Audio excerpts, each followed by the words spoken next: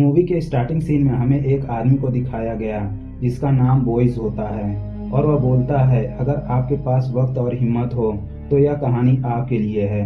कहानी जादू और जादूगरों की, शक्तियों की, शैतानों की, अच्छाई की और बुराई की भी। इसे गलती से भी परियों की कहानी मत समझना, क्योंकि इसका अंत बहुत भयानक है। और इसी के साथ सीन चेंज हो जाता है और हमें बैकग्राउंड में बताया जाता है कि दुनिया खत्म हो चुकी है। कुछ वक्त पहले एक बहुत बड़े युद्ध में सब जलकर राख हो चुका है। अब सिर्फ बची है यह बंजर जमीन, जहाँ कुछ हैरत अंगेज क्रिएचर्स अपना कब्जा जमा लिया है। अपना अस्तित्व कायम रखने के लिए इंसानों ने एक शहर बसाया। सालों पहले एक रहस्यमयी जादूगरनी ग्रेयालिस को इसी शहर ने जन्म दिया। ये कहानी है हम कैसे मिले और उसने हमें कैसे बचाया। इसके बाद हमें ग्रेयालिस को दिखाया जाता है जिसे चर्च के लोग फांसी पर लटकाने की तैयारी कर रहे होते हैं। उनमें से एक का नाम क्लेरा होता है, जो सबको बताती है। कहते हैं ग्रेयालिस से जो चाहो तुम मांग सकते हो, लेकिन ना मांगो तो ही अच्छा है। लेकिन फिर भी लोग इससे मदद मांगते हैं क्योंकि वह बेवकूफ और नासमझ होते हैं। फिर वह ग्रेयालिस से बोलती है, पता है चर्च में तुम जैसों को शैतान कहते हैं और तुम लोगों को खत्म कर देना चाहिए। फिर इसके बाद वह बोलती है, ओवरलॉर्ड के आदेश से, जो पहाड़ के नीचे वाले शहर के बादशाह हैं, मैं धर्म की दूत होने के नाते तुम्हें फांसी देती हूँ।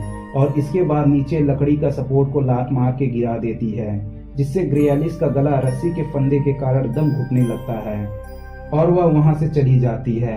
लेकिन चर्च का एक आदमी ग्रेयालिस को मरते हुए देखते रहता है।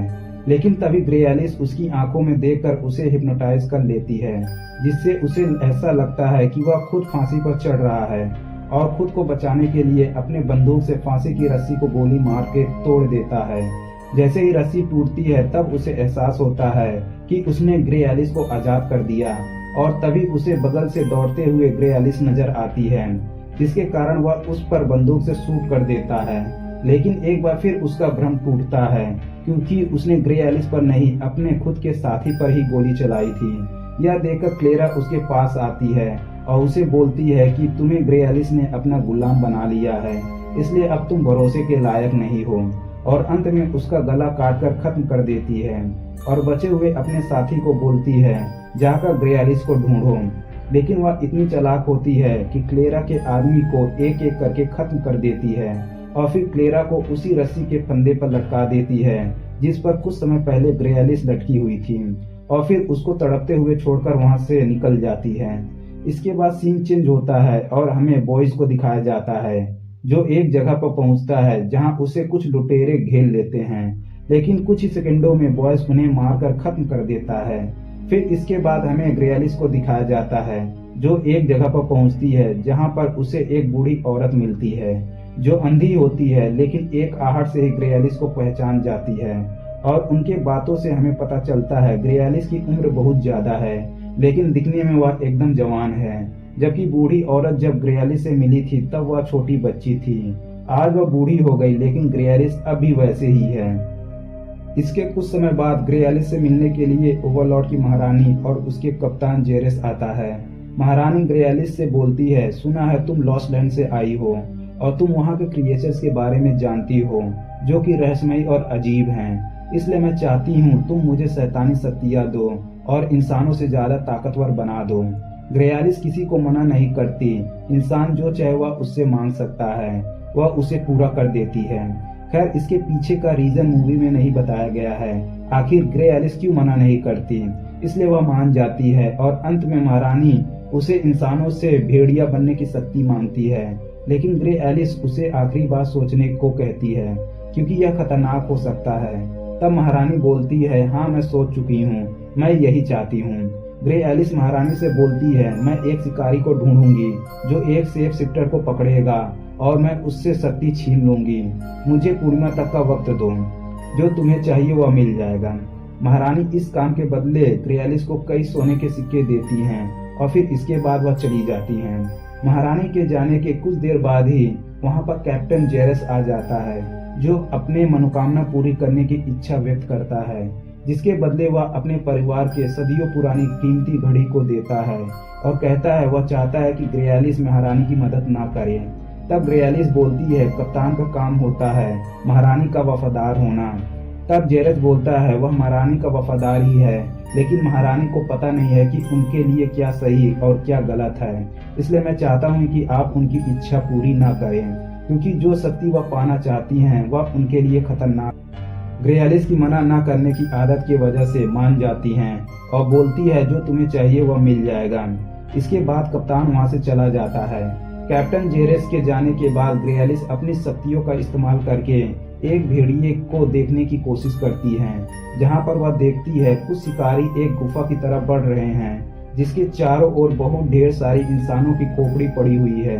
तभी हमें गुफा के अंदर दो आंखें चमकती हुई नजर आती हैं और अगले ही सेकंड उसमें से एक तेज और बहुत बड़ा खूंखार भेड़िया निकलता है, जो उन शिकारी को बेरहमी से मार देता है। और इसी के साथ ग्रेयालिस का विजन टूटता है, जिसे यह पता चल जाता है भेड़िया आखिर में उसे मिलेगा कहाँ।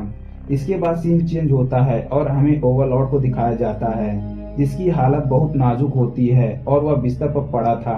वह इतना कमजोर था कि वह बिस्तर से उठ भी नहीं पाता, जिसकी वजह से वह बिस्तर को गंदा कर देता है। इस पर महारानी उससे गुस्सा हो जाती हैं और नौकर को बुलाती हैं और फिर बोलती हैं मुझे विश्वास नहीं होता इसने ओवरलॉर्ड शहर को बसाया है, और सभी लोग इससे अभी भी डरते हैं। उसके बाद सीन चेंज होता है, जहां महारानी और बॉयज को दिखाया जाता है जो एक साथ थे, जिससे हमें पता चलता है इन दोनों का चक्कर चल रहा है। इसके बाद बॉयज को एक बार में दिखाया जाता है, जहां पर ग्रेयालिस उससे मिलने के लिए आती है। वह उसे ऑफर देती है उसे एक गाइड की जरूरत है जो उसे लॉस्ट लैंड ले जाए, क्योंकि उसे एक सेफ शिफ्टर को पकड़ना है, वह भी उसके गुफा में, ताकि उसकी शक्तियां छीन सके। इसके बदले वह उसे ढेर सारे पैसे और घड़ी देने का वादा करती है जो कैप्टन जेरिस ने दिया था। और इस वक्त इन चीजों की कीमत बहुत ज्यादा होती है, इसलिए बॉयज मान जाता है और उसे बताता है वह सुना है उसके बारे में, उसका नाम सेरेडॉन है, सबसे बड़ा भेड़िया। वह स्कल रिवर नाम की जगह पर रहता है। यह वही जगह है जिसके बारे में ग्रेयालिस ने अपने विजन में देखा था, जहां पर एक गुफा के चारों ओर इंसानों की ढेर सारी खोपड़ी थी। और इसके बाद बॉयज यह भी बताता है जो भी वहां गया वह लौटकर दोबारा वापस नहीं आया। यह दोनों बात कर ही रहे थे, तभी यहाँ पर चर्च के आदमी आ जाते हैं जो ग्रेयालिस को ढूंढ रहे थे, जो इन दोनों पर हमला कर देते हैं। बॉयज अपने पास रखा हुआ एक सांप चर्च के एक आदमी को ऊपर फेंक देता है, जो उस पर हमला करके उसे खत्म कर देता है। लेकिन वह जैसे ही क्लेरा पर हमला करता है, क्लेरा अपने धारदार चाकू से उसको काट देती है, जिससे वह खत्म हो जाता है। और यहाँ पर हमें पता चलता है क्लेरा किसी तरह से फांसी के फंदे से बच गई थी। इस मौके का फायदा उठाते हुए ग्रेयालिस और बॉयज वहां से निकलकर भाग जाते हैं। इसके बाद हमें चर्च को दिखाया जाता है, जहाँ पर फादर सभी लोगों को बता रहा होता है चर्च के विरुद्ध कोई नहीं जा सकता। चर्च ही है जो लॉस्ट लैंड के खतरनाक क्रिएचर से सबको बचाता है और अपने लोगों को ऑर्डर देता है कि जाओ और सभी चुड़ैलों को पकड़ कर लाओ और उन्हें खत्म करो। इसके बाद क्लेरा फादर से मिलने आती है और बताती है कि एक बार फिर ग्रेयालिस उसके हाथ से भाग निकली, लेकिन उसके हाथ एक सुराग लगा है। तभी कुछ लोग उस बूढ़ी औरत को लाते हैं जिसे ग्रेयालिस मिली थी। वह बताती है ग्रेयालिस से एक आदमी और एक औरत मिलने आए थे, जो उनकी महारानी और कप्तान जेरेस होते हैं। यह बात सुन फादर चौंक जाता है और बताता है अगर उनकी महारानी उन्हें धोखा दे रही हैं तो उन्हें सजा जरूर मिलेगी, और आदेश देता है जादूगरनी को फांसी पर लटकाने से पहले उससे यह बात जरूर उगलवा लेना, ताकि वह महारानी को सजा दे सके। इसके बाद हमें ग्रेयालिस और बॉयज को दिखाया जाता है जो स्कल रिवर के सफर पर निकल चुके थे। और यहाँ हमें बताया जाता है पूर्णिमा के आने में 5 दिन बचे हैं, और इसी दौरान बॉयज अपनी जिगरी दोस्त रॉस और उसकी बहन मारा के घर पहुंचते हैं, जहां पर उन दोनों ने बॉयज को देखकर बहुत खुश होते हैं और उनका अच्छे से खातिरदारी करते हैं और रात उन्हीं के घर बिता। सुबह होते ही यह दोनों वहां से निकल जाते हैं और बॉयज बताता है अब इसके आगे लॉस्ट लैंड शुरू हो रहा है जो बहुत खतरनाक है।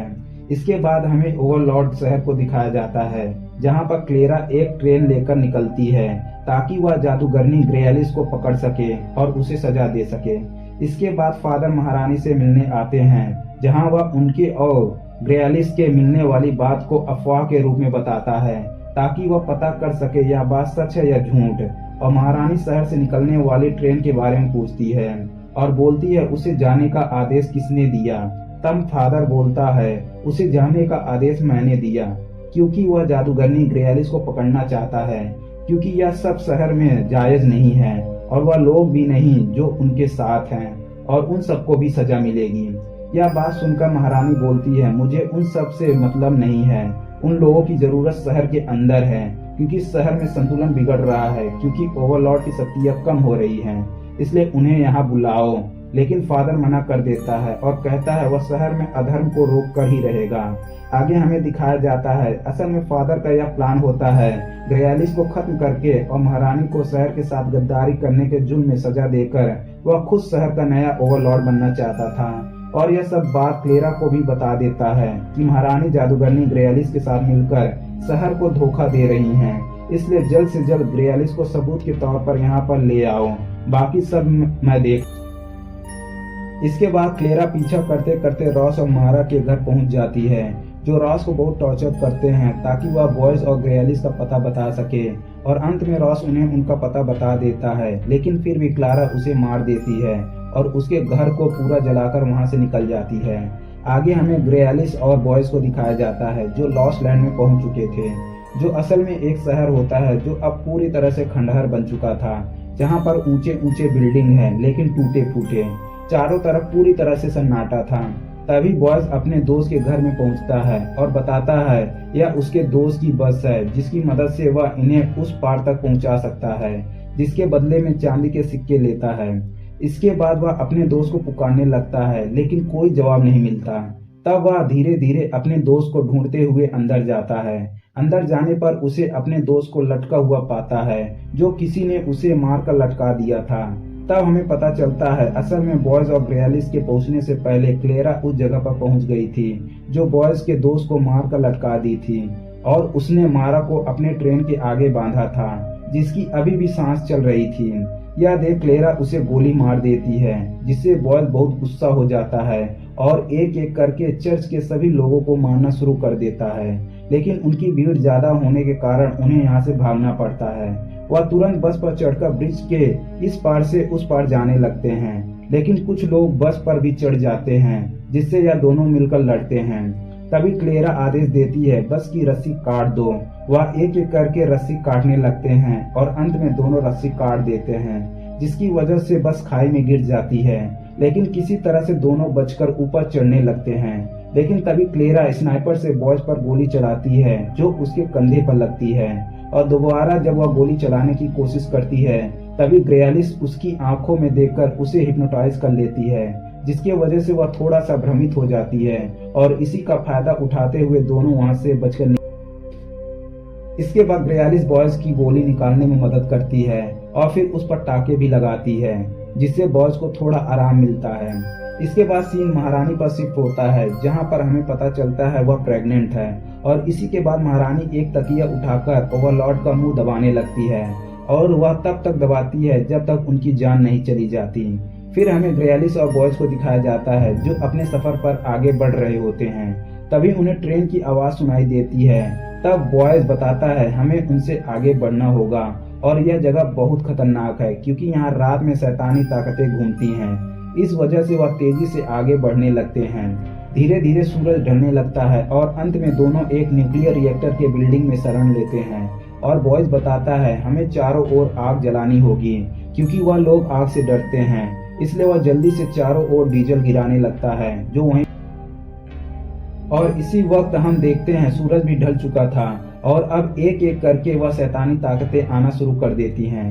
तभी बॉयज अपने चारों ओर आग जला लेता है, जिसकी वजह से शैतान उन तक नहीं पहुंच पाते हैं, लेकिन तभी कुछ शैतान लकड़ी लाकर उस जलती हुई आग पर रख देते हैं, जिससे वह इससे पार करके उस पार जा सकते थे। उनमें से एक पहुंच भी जाता है जो बॉयज पर हमला करने लगता है। किसी तरह ग्रेलिस और बॉयज उनसे लड़ते हैं और उसे खत्म कर देते हैं, लेकिन तभी न्यूक्लियर रिएक्टर के बिल्डिंग के ऊपर से कुछ शैतान उस आग के बीच में कूद जाते हैं और वह ग्रेलिस और बॉयज को पकड़ लेते हैं। तब यहाँ ग्रेलिस उनकी आंखों में देखकर उन्हें हिप्नोटाइज कर लेती है, और उन क्रिएचर्स को भ्रम होने लगता है कि ग्रेलिस अपनी ताकत से उन्हें जला रही है, और अंत में वह खुद अपने ही ताकत से जल कर राख हो जाते हैं और खत्म हो जाते हैं। इसके बाद ओवरलॉर्ड शहर को दिखाया जाता है, जहां महाराज की मृत्यु के बाद महारानी को गद्दी पर बैठाया जाता है और फादर यह सब बर्दाश्त नहीं कर पाता और रेडियो से क्लेरा से संपर्क करता है और बोलता है वह घटिया औरत गद्दी पर बैठ गई है और धीरे धीरे उसकी ताकत बढ़ती जाएगी, इसलिए जल्दी से उस जादूगरनी को पकड़ कर लाओ ताकि उसे और महारानी। इधर बॉयज और ग्रेयालिस लॉस्ट लैंड पहुंचने वाले होते हैं, जो एक गुफा से गुजर रहे थे। तभी उन्हें ट्रेन की आवाज सुनाई देती है। तब वह एक प्लान बनाते हैं और हम देखते हैं ग्रेयालिस पटरी के बीचों बीच ट्रेन के सामने खड़ी रहती है। जैसे ही क्लेरा उसे देखती है वह ट्रेन की स्पीड और बढ़ा देती है, जिससे ग्रेयालिस भागने लगती है और भागते भागते आगे पहुंच जाती है और फिर वहां से जंप कर जाती है।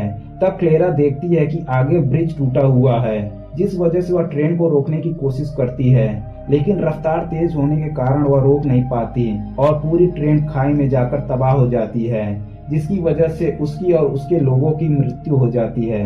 वहीं पर ग्रेयालिस नीचे कूदने के बाद बॉयस उसका हाथ पकड़ लेता है और उन दोनों की जान बच जाती है। उधर महारानी को फादर के बारे में पता चल चुका होता है कि वह उसे गद्दी से हटाने की साजिश रच रहा है, इसलिए महारानी अपने कप्तान को मीठी मीठी बातों में अपने तरफ कर लेती है और उसके जरिए फादर को मरवा देती है। इसके बाद बॉयज और ग्रेयालिस लॉस्ट लैंड के उस गुफा के पास पहुंच जाते हैं, जहां पर वह खूंखार भेड़िया रहता था। वहां का मंजर बहुत खतरनाक दिख रहा था। काफी ढूंढने पर भी उन्हें कहीं पर कुछ नहीं मिलता और आज ही पूर्णिमा की रात थी, इसलिए ग्रेयालिस बोलती है वह कहीं पर भी हो आज यहाँ पर जरूर आएगा। और इसके बाद वह तैयारी करने लगती है। चांदी की बड़े बड़े नाखून अपने हाथों में पहनने लगती है, जिससे वह उस पर हमला करके उसे मार सके। बॉयज बार बार मनाता है कि उसे यहाँ से चले जाना चाहिए क्योंकि यहाँ पर कोई नहीं है। तभी हम देखते हैं पूरा चंद्रमा बादलों के पीछे से बाहर निकलता है और जैसे चंद्रमा बाहर निकलता है धीरे धीरे बॉयज की आवाज और हमें यहाँ एक शॉकिंग सीक्रेट रिवील होता है कि असल में बॉयज ही वह खूंखार भेड़िया था जिसको ढूंढते हुए ग्रेयालिस यहाँ पर आई थी। और कुछ देर बाद में ही बॉयज एक बहुत बड़े खूंखार भेड़िए में बदल जाता है जो ग्रेयालिस पर हमला कर देता है। किसी तरह से वह उससे बचती रहती है और अंत में वह भेड़ियों को हिप्नोटाइज करके उसे भ्रम दिखाती है कि कई ढेर सारे बाज उस पर हमला कर रहे हैं और अंत में सारे मिलकर एक बहुत बड़ा बाज बन जाते हैं जो उस पर हमला करता है और भेड़िया भी उस पर जानलेवा हमला करता है। लेकिन कुछ ही देर में उसका भ्रम टूटता है। तब तक ग्रेयालिस उस पर हमला करके उसे घायल कर देती है और भेड़िया बेहोश होकर नीचे गिर जाता है। तभी एक बार फिर चंद्रमा बादलों में छिप जाता है, जिससे दोबारा भेड़िया बॉयज के रूप में आ जाता है, जिसका फायदा उठाकर ग्रेयालिस बॉयज को मोटी मोटी चैन से बांध देती है। और जब बॉयज को होश आता है तब ग्रेयालिस उसे सारी सच्चाई बताती है। असल में ग्रेयालिस ने शुरुआत में जब अपने विजन में उस भेड़िए को देखा था तभी उसे पता चल गया था असल में बॉयज ही वह खतरनाक भेड़िया है, इसलिए वह बॉयज के बार में मिलने के लिए गई थी और सफर के दौरान उसके कमजोरी के बारे में पता लगाया कि सिर्फ चांदी से उसे नहीं हराया जा सकता। और इसी के बाद वह चाकू से बॉयज को खत्म करने जाती है, लेकिन तभी बॉयज उसे रोकता है और उससे अपनी इच्छा मांगता है। वह बोलता है वह उसे चाहता है और उसे पाने की इच्छा मांगता है। और क्योंकि ग्रेयालिस किसी को मना नहीं कर सकती इसलिए बोलती है ठीक है जो तुम्हें चाहिए वह मिल जाएगा, लेकिन इस है। और इसी के साथ हम देखते हैं चंद्रमा दोबारा से बादलों से बाहर आ जाता है, जिससे बॉयज भेड़िए में बदलना शुरू हो जाता है। तब ग्रेयालिस उस पर चाकू से हमला करके उसकी पूरी खाल उतार लेती है, क्योंकि जो भी उस खाल को पहनेगा बॉयज की पूरी शक्ति। फिर इसके बाद हमें सुबह का समय दिखाया जाता है जहां पर ग्रेयालिस बॉयज की कब्र को बना रही थी और फिर उसके ऊपर वह घड़ी रखकर वहां से उस खाल को लेकर चली जाती है। इसके बाद ग्रेयालिस ओवरलॉर्ड शहर में पहुंचती है जहां उस भेड़िए की खाल को कैप्टन जेरेस को देती है और बोलती है जाकर यह महारानी को दे देना और उनसे बोलना अपने आप को काटकर इस पर अपना खून लगा दे और रात होने से पहले इसे पहन ले, जिससे इसकी शक्तियां उन्हें मिल जाएगी। तब कैप्टन जेरेस बोलता है तुमने महारानी की इच्छा पूरी कर दी लेकिन मेरी इच्छा पूरी नहीं की, इसलिए मुझे मेरी अमानत वापस चाहिए। तब ग्रेयालिस बोलती है तुम जो चाहते थे वह तुम्हें मिल चुका है। तुम महारानी को चाहते थे, अब महारानी तुम्हारी हो गई है। तुम महारानी के बच्चे के बाप से परेशान थे, वह तुम्हारे और महारानी के बीच में आ रहा था अब वह तुम दोनों के बीच से हट चुका है, इसलिए अब तुम्हारी इच्छा भी पूरी हो चुकी है।